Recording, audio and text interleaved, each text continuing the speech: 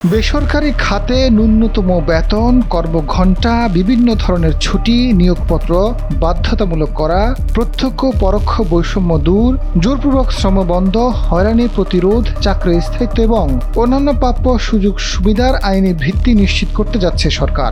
এজন্য একটি সমন্বিত বেসরকারি সার্ভিস রুলস প্রণয়নের প্রক্রিয়া শুরু করেছে।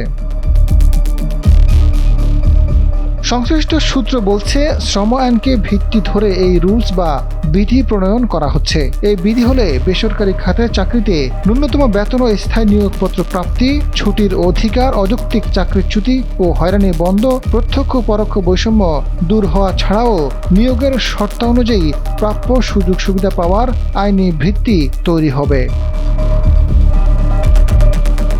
গত 10 মে সচিবালয়ে জনপ্রশাসন মন্ত্রণালয়ের সিনিয়র সচিব মোহাম্মদ এহসানুল হকের সভাপতিত্বে একটি মতবিনিময় সভা অনুষ্ঠিত হয়েছে।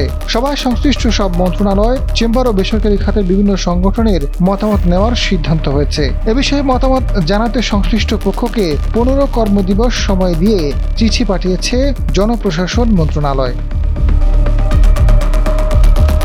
সব পক্ষের মতামতের ভিত্তিতে বাংলাদেশ শ্রম আইন 2006 ও বাংলাদেশ শ্রম বিধিমালা 2025-এ প্রয়োজনীয় সংশোধন আনা হবে। এজন্য জনপ্রশাসন মন্ত্রণালয়ের অতিরিক্ত সচিব মোস্তফা জামানকে প্রধান করে একটি কমিটি গঠন করা হয়েছে।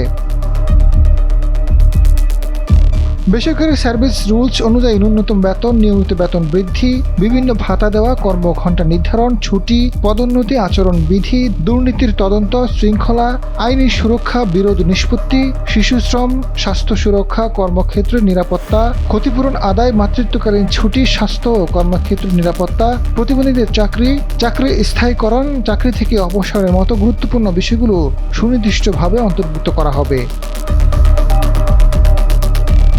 বর্তমানে সরকার 47টি খাতে ন্যূনতম মজুরি নির্ধারণ করেছে। এর বাইরে আরও 12টি খাতকে প্রাতিষ্ঠানিক খাত হিসেবে ঘোষণা হলেও এসব খাতের বিষয়ে সরকারি পর্যায়ে কোনো উদ্যোগ নেই। আজাদ ফারুক, সময়ের আলো।